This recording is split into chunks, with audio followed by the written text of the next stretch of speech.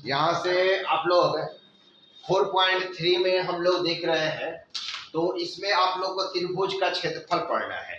ठीक है, तो ज्यादा हम बात नहीं लिख पाएंगे, सिंपल ढंग से आप समझिए कि त्रिभुज का क्षेत्रफल आप लोग क्लास 10th में आप लोग निकाले हैं इस तरह से 1/2, उसके बाद यहाँ पर x1 और कितना लिखे थे y2 माइनस y3 प्लस में x2, उसके बाद हम लोग लिख सकते हैं कितना y3 माइनस में y1, और यहाँ पर x3 हो गया, ये y1 माइनस y2।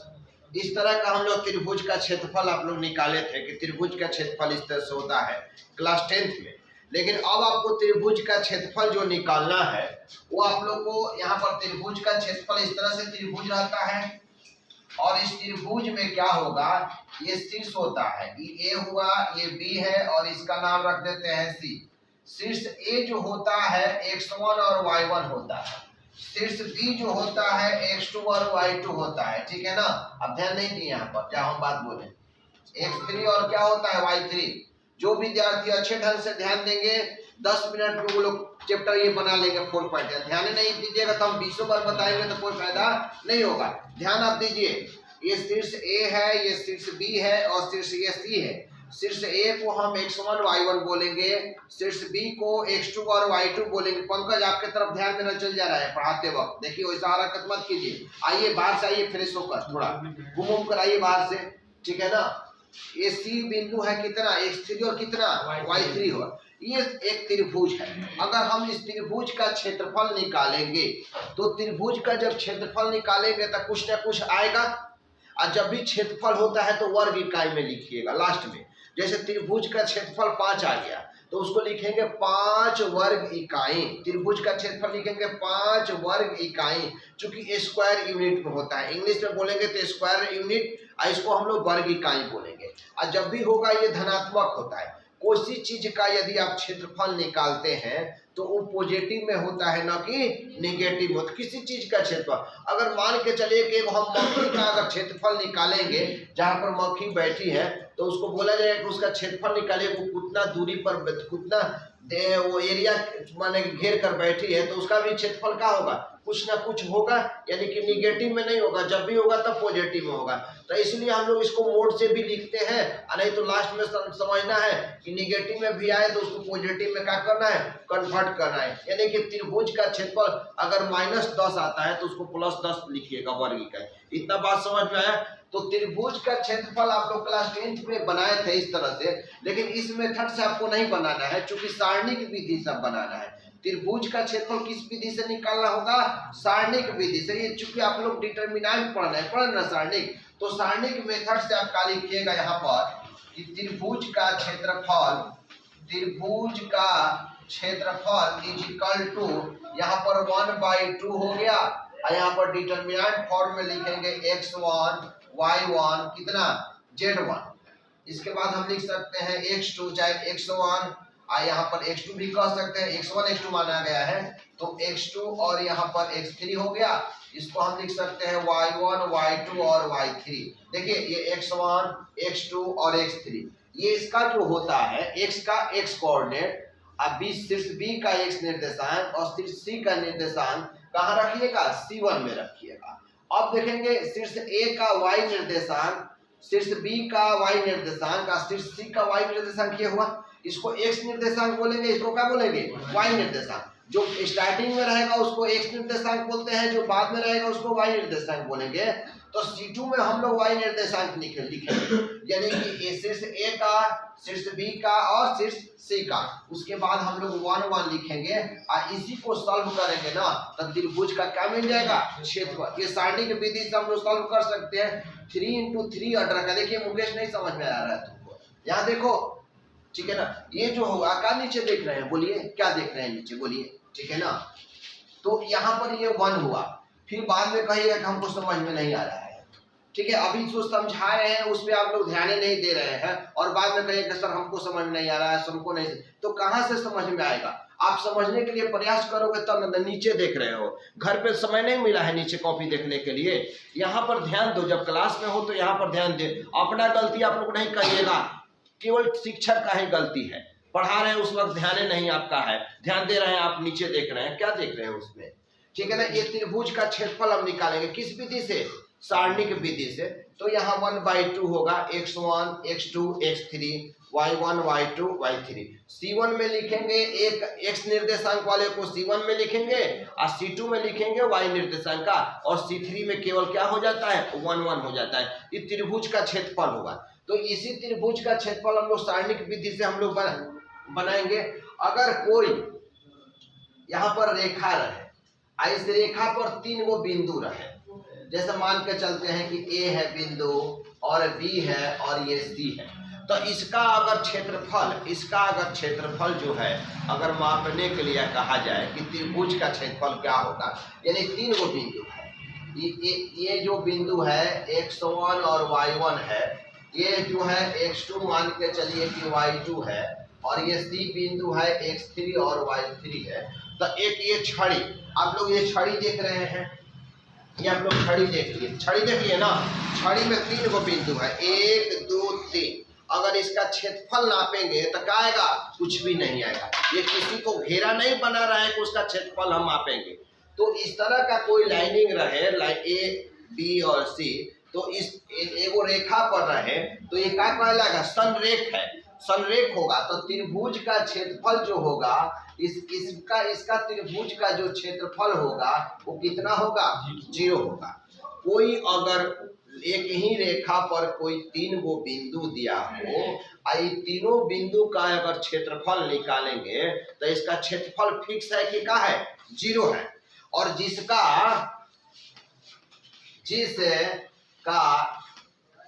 क्षेत्रफल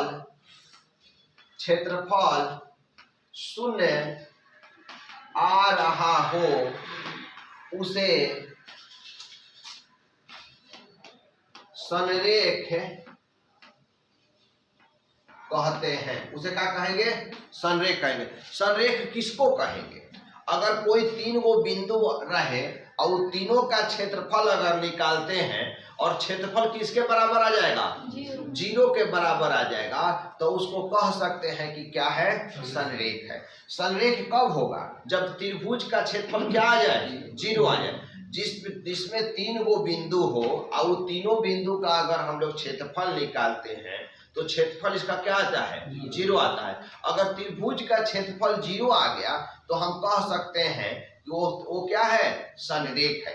कभी प्रूफ करने के लिए आता है 3 गो बिंदु A B C करके देगा, अब बोलेगा कि सिद्ध कीजिए कि A B C बिंदु क्या है, संरेख है। तो सिंपल सी बात है, उन तीनों बिंदु का क्या निकाल दीजिएगा आप, क्षेत्रफल निकाल दीजिएगा। क्षेत्रफल कितना आना चाहिए, 0 आना चाहिए। यदि क्षेत्रफल 0 आ जाएगा, तीनों बिंदु का क्षेत्रफल 0 आ जाएगा, तो हम लोग कहेंगे कि ये तीनों बिंदु क्या है, संरेख है, यानी कि एक ही रेखा पर स्थित है, एक ही रेखा पर स्थित है। अगर मान लीजिए कि त्रिभुज ऐसे रहेगा तो कभी भी इसका त्रिभुज का क्षेत्रफल 0 आएगा नहीं। त्रिभुज का क्षेत्रफल 0 कब आता है, जब कोई 3 बिंदु एक ही रेखा पर स्थित हो और उसका क्षेत्रफल निकालने पर क्या आ जाए, 0 के बराबर आए, तो कहेंगे कि ये तीनों बिंदु क्या है, संरेख है। बात समझ में है। संरेख कब मालूम, हम लोग कोई 3 गो बिंदु दे दिया और आपको सिद्ध करने के लिए कह दिया जाए कि यह संरेख है, तो आप क्या कीजिएगा, तीनों बिंदु का क्या निकालिएगा, क्षेत्रफल निकालिएगा। यानी त्रिभुज तीनों बिंदु का क्षेत्रफल, तो 3 गो बिंदु का क्षेत्रफल हम लोग इस सूत्र से निकालेंगे, इस फार्मूला से तीनों बिंदु का क्षेत्रफल निकालेगा। तीनों बिंदु का क्षेत्रफल यदि 0 के बराबर आ गया तो कहेंगे कि यह तीनों बिंदु क्या है, संरेख है। मेरे बात को समझ में आया। तो अब ये वाला जो पार्ट था हम लोग का त्रिभुज का क्षेत्रफल जो था, तो त्रिभुज का क्षेत्रफल हम इस तरह से बनाएंगे।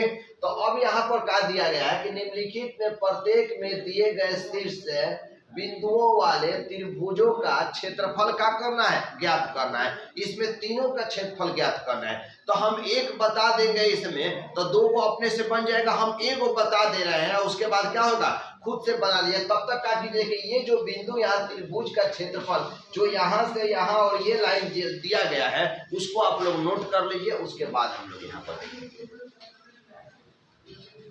देखेंगे यहाँ पर कि ये फर्स्ट क्वेश्चन है। तो स्टार्टिंग में हम लोग इसको सॉल्व कर रहे हैं। फर्स्ट ही क्वेश्चन को सॉल्व कर रहे हैं। 1 0 है, उसके बाद 6 0 है और ये 4 3 है।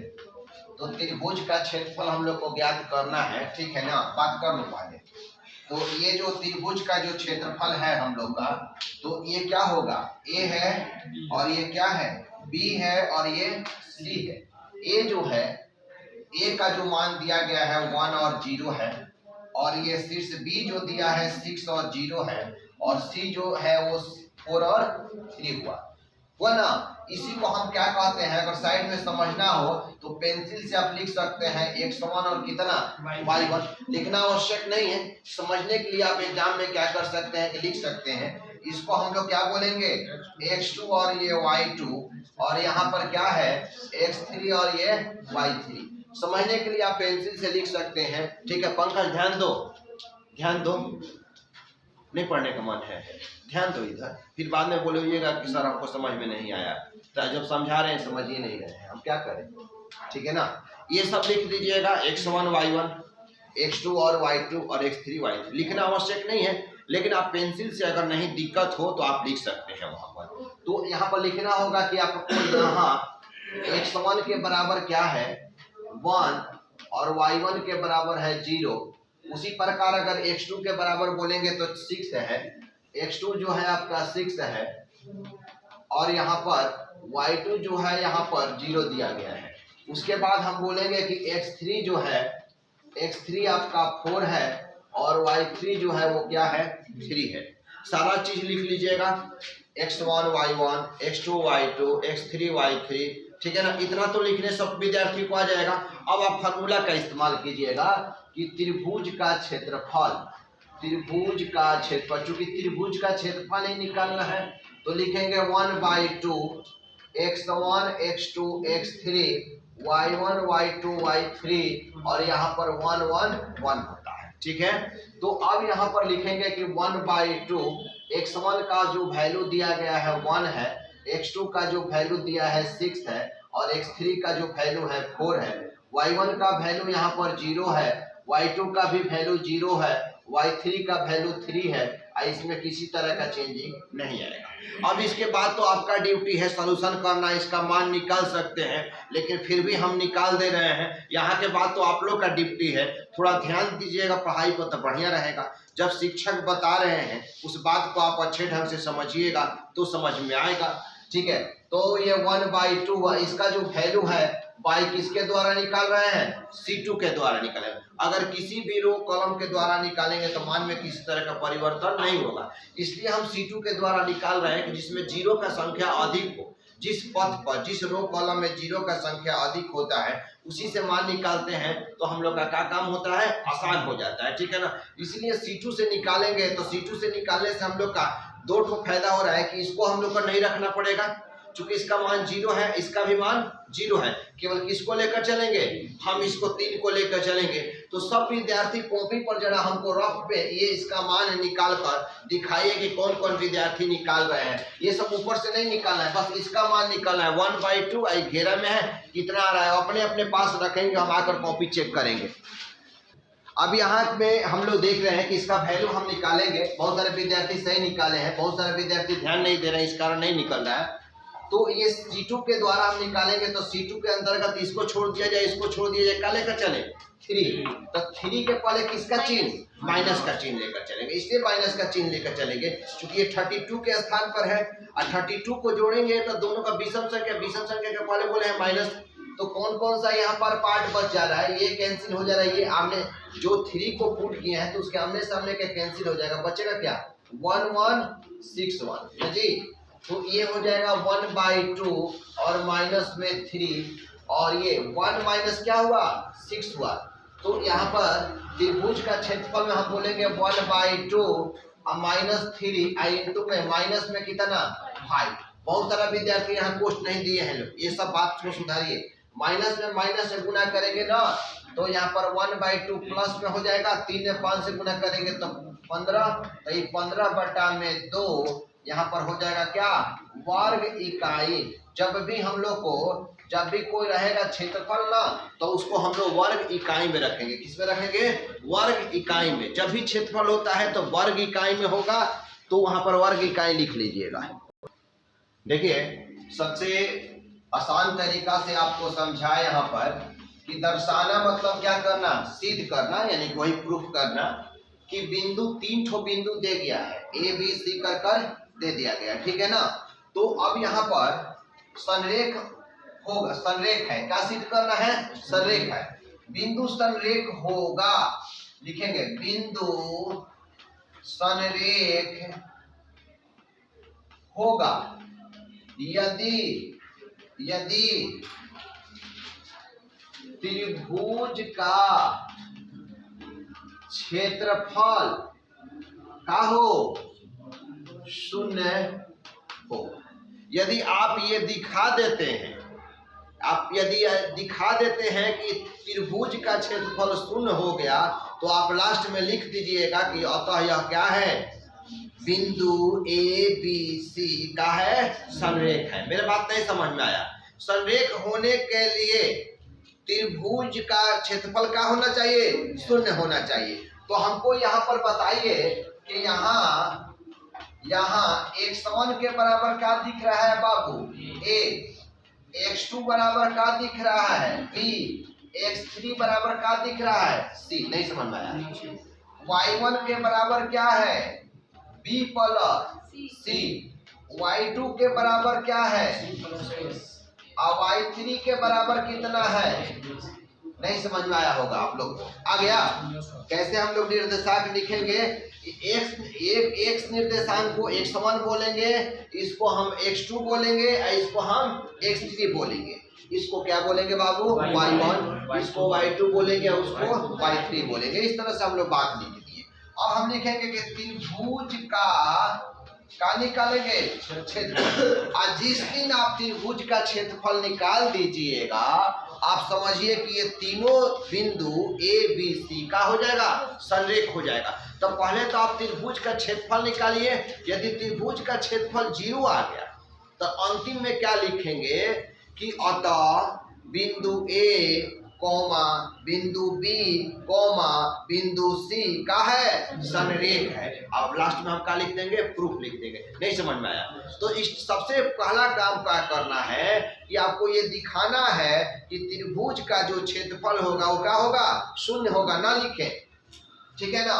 तब त्रिभुज का क्षेत्रफल हम निकाल रहे हैं, तो त्रिभुज का जो क्षेत्रफल हुआ वो क्या होता है? x1 x2 x3 y1 y2 y3, 1 1 और 1। नहीं, मेरे बात नहीं समझ में आया? तो अब क्या है कि त्रिभुज का जब हम क्षेत्रफल निकालेंगे तो सबका वैल्यू पुट करते हैं। x1 का वैल्यू a, x2 का वैल्यू b और x3 का वैल्यू c। अब यहाँ पर y1 का वैल्यू कितना है बाबू?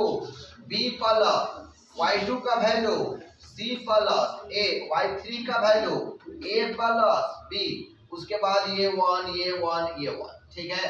तो यहाँ तक आप लोग बात समझ में आ गया? यहाँ तक बात समझ में आ गया। अब हमको क्या करना है कि त्रिभुज का क्षेत्रफल जो है कितना दिखाना है? 0। तो 0 कोई भी सारणी का जो मान होता है, कोई भी सारणी का मान जो होता है वो 0 हो जाता है। लेकिन किस स्थिति में? जब कोई 2 रो अथवा 2 कॉलम आपस में बराबर रहे तो सारणी का मान क्या हो जाता है? 0 हो जाता है। ये आप लोग को गुणधर्म लिखवाया है ना, सारणी का जो गुणधर्म में हम लिखवाया गए हैं कि यदि कोई 2 रो अथवा 2 कॉलम आपस में जब बराबर रहता है उस स्थिति में सारणी का मान क्या हो जाता है? 0 हो जाता है। तो अब यहाँ पर क्या देखिएगा, ये तो 1 1 है, C3 जो 1 1 है, तो सबसे आसान तरीका से हम बता रहे हैं कि इसको लिख सकते हैं हम C1 tense to C1 plus C2 लिख लीजिए। या इसमें हम लोग क्या कर सकते हैं, मल्टीपल भी करिएगा तो भी हो जाएगा, लेकिन मल्टीपल करने से बेहतर है कि आप C1 और C2 को जोड़िए। तो अब यहाँ पर क्या हो गया कि त्रिभुज का क्षेत्रफल इज इक्वल टू 1/2। चलिए भाई C1 जोड़ C2, इसको जोड़ेंगे तो कितना लिख सकते हैं, A plus B plus C। इसको जोड़ेंगे तो ये भी हो जाएगा A plus B plus C। इन तीनों को जोड़ेगा तो हम अरेंज करके लिख दिए A plus B plus C। अब ये हो गया B plus C, C plus A plus B, ये 1 1।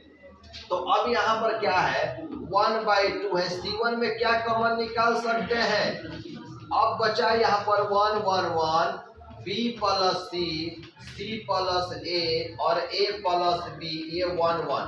तो बाबू यहाँ पर क्या देख रहे हैं आप कि जो मान C1 का है वही मान किसका है, C3 का है। साइड में आप लिख सकते हैं कि C1 बराबर कितना, C3। तो जब कोई दो रो अथवा दो कॉलम आपस में बराबर हो, उस स्थिति में सारणी का मान क्या होता है, शून्य हो जाता है। तो 1/2 A प्लस B प्लस में C गुना कितना हो गया, इसका मान 0 हो गया। 0 में जब इस टोटल से गुना करेंगे तो कितना हो जाएगा, 0 हो जाएगा। यानी त्रिभुज का जो क्षेत्रफल हुआ वो किसके बराबर आ गया, शून्य के बराबर आ गया। तो कह सकते हैं कि अतः बिंदु A B तथा C का है भाई, संरेख है। यही आपको ग्रुप करके क्या करना है, दिखाना है। एक बार और समझाएं भाई, बोलिए। देखिए इसमें कह रहे हैं कि प्रत्येक में K का मान ज्ञात कीजिए। देखिए बाबू सम कर रहे हैं, यहाँ से K का मान ज्ञात कर रहे हैं। तो K बराबर ज्ञात कीजिए। यदि त्रिभुज का क्षेत्रफल जो दिया है, कितना दिया है, 4 वर्ग इकाई। जहां पर वर्ग इकाई हो वहां प्लस का भी चिन्ह लेकर चलेंगे और यानी +-4 लिखिएगा। बात समझिए। अब कहिएगा कि सर काहे आप, चूंकि वहां पर तो 4 वर्ग इकाई दिया है, आप लिख रहे हैं +-4। तो इसको कहेंगे कि जब भी वर्ग इकाई होगा तो आप प्लस में 4 का वर्ग कीजिएगा तो भी 16 होगा, अब माइनस में भी 4 का वर्ग कीजिएगा तो क्या होगा, 16 ही होगा। क्योंकि माइनस का स्क्वायर करेंगे तो क्या होगा, प्लस। तो जहां भी वर्ग इकाई हो वहां प्लस और माइनस दोनों लेकर चलेंगे। जैसे कि क्लास 9th और 10th से आप लोग को पढ़ते हुए आ रहे हैं, जैसे कि 3 वर्ग इकाई हो, कोई कहेगा कि क्षेत्रफल जो है त्रिभुज का क्षेत्रफल 3 वर्ग इकाई हो तब प्लस माइनस का लेकर चलिएगा, 3। कोई कहेगा कि त्रिभुज का क्षेत्रफल 10 वर्ग इकाई हो तो क्या करिएगा, प्लस माइनस दोनों में 10 लेकर चलिएगा। नहीं, मेरी बात नहीं समझ में आया। यानी कि प्लस में भी लेकर चलेंगे और चूंकि जहां पर वर्ग इकाई का बात हो। तो अब यहाँ पर आपको सोचना है, कि क्या कह रहा है कि K का मान ज्ञात करना है, और कह रहा है ना कि त्रिभुज का क्षेत्रफल कितना दिया है, त्रिभुज का जो क्षेत्रफल जो दिया है प्लस माइनस का दिया है भाई 4। अब ये भी समझा चुके हैं कि 4 वर्ग इकाई है। जब भी वर्ग इकाई हो तो वहां प्लस का भी चिन्ह और माइनस का भी चिन्ह। तो चलिए त्रिभुज का क्षेत्रफल का फॉर्मूला बोलिए, x1 x2 x3 y1 y2 y3 1 1 1। नहीं समझ में आया होगा आप लोग को, नहीं समझ में आया ना भाई। यही ना फॉर्मूला है त्रिभुज का क्षेत्रफल। इतना बराबर इतना होता है कि नहीं होता है ना भाई, त्रिभुज का क्षेत्र। नहीं समझ में आया। उसके बाद बताइए कि अब यहाँ पर x1 का मान कितना है। अब आप सोचिए कि सर x1 का मान कितना है, तो कितना K, x2 का मान कितना, x3 का मान कितना, y1 का मान बोलिए, y2 का मान बोलिए, y3 का मान बोलिए 2। बात समझ में आ गया। तो चलिए x1 का मान रखिए कितना, K, उसके बाद कितना 4, उसके बाद आइए 0 0 और कितना 2 1 1 1 बराबर प्लस माइनस 8। पहले सॉरी क्या कर दी आप, तो इधर 2 जो है वो डिवाइड में है, भाग के रूप में है, तो उधर जाएगा तो गुना हो जाएगा। तो जब 4 को 2 से गुना करिएगा तो नर्सरी क्लास के विद्यार्थी बताएगा कि सर कितना होता है, 8 होता है। नहीं समझ में आया, यहाँ तक समझ में आ गया आप लोग को। अब इसके बाद देखिए, अब यहाँ पर क्या है कि इसका मान प्राप्त करना है बाबू। तो इसका मान प्राप्त करेंगे, किससे बढ़िया रहेगा प्राप्त करना? C2 से। तो यहाँ लिख दीजिएगा कि बाई C2, चूंकि 2 को 0 यहाँ पर पड़ रहा है तो अब यहाँ पर लिखेंगे तो C2 में क्या लेकर चलेंगे? 2 के पहले कौन सा चिन्ह रखेंगे? माइनस का। कौन कौन सा ढक गया? ये ढक गया, जिस अवयव को यहाँ पर रखेंगे उसके आमने सामने का ढक जाता है, तो क्या बचेगा बोलिए? K141 नहीं ना समझ में आया भाई आप लोग को? आ गया इजिकल टू में प्लस माइनस कितना? 8। तो अब बताइए कि माइनस में 2 और के में, देखिए वो लड़की नहीं समझ में आ रहा है, देखिए वो कितना विद्वान है। के में 1 से गुना कर दिए तो के हो गया, तो ये प्रथम विकर्ण का गुना माइनस द्वितीय विकर्ण, 1 में 4 से गुना करेंगे तो ये प्लस माइनस का हुआ 8। ठीक बात समझ में आया? अब यहाँ पर क्या हुआ आपका? तो यहाँ पर छोटा भी कोष्ट आप रख सकते हैं। अब इसमें 2 गो केस बनेगा, तो हम लोग केस फर्स्ट लेकर चल रहे हैं। केस फर्स्ट में क्या कर रहे हैं? धनात्मक चिन्ह लेकर चल रहे हैं। कौन सा चिन्ह लेकर चल रहे हैं? एक बार धनात्मक चिन्ह लेकर के का मान निकालिए, एक बार ऋणात्मक चिन्ह लेकर के का मान, यानी के का मान 2 को निकलेगा ना भाई। तो अब धनात्मक चिन्ह लेकर चलेंगे तो माइनस में 2 और के -4 और बराबर कितना? प्लस में लेकर चले हैं 8। तो अब यहाँ पर बताइए कि 2 और के -4 और इधर जाएगा तो माइनस हो जाएगा ना 8। बोलिए जी, नहीं समझ में आया? तो के -4 बराबर में माइनस में कितना हो गया? 4, चूंकि 2 गुना में है इधर जाएगा तो क्या होगा? भाग में। इतना बात नहीं समझ में आ रहा है ना? तो जब भाग में जाएगा तो 2 से कटाइएगा तो कितना हो जाएगा? 4 हो जाएगा। अब बताइए तो के बराबर कितना हो गया? ये माइनस में 4 और इधर जाएगा तो प्लस में 4, यानी के का जो मान हो गया कितना हो गया बाबू? तो एगो के का मान आ गया। नहीं समझ में आया? अब हम दूसरा केस लेकर चल रहे हैं कि केस 2 में हम लेकर चलेंगे। कौन सा चिन्ह लेकर चल रहे हैं? ऋणात्मक का चिन्ह लेकर चल रहे हैं। तो माइनस में 2 और के -4 बराबर बोलिए -8। नहीं समझ में आया? नहीं समझ में आया? ये बाबू इधर भी माइनस है इधर भी माइनस, कट जाएगा। तो कितना बच गया आपका? 2 × के -4 बराबर कितना? 8। अच्छा ये बताइए तो के -4 बराबर क्या हो जाएगा? 4 हो जाएगा। तो अब बताइए कि के बराबर ये हो गया 4, इधर माइनस है इधर जाएगा तो प्लस हो जाएगा। तो के का मान कितना हो गया? 8, यानी 2 को मान आ गया। के का मान 2 को आ गया, 0 भी मान हुआ और 8 भी मान हुआ। नहीं समझ में आया भाई? अब सेकंड नंबर बनेगा कि नहीं बनेगा? सेकंड नंबर इसी तरह सेम एकदम बनाइएगा, वहां पर केवल वैल्यू उसका चेंज हो जाएगा।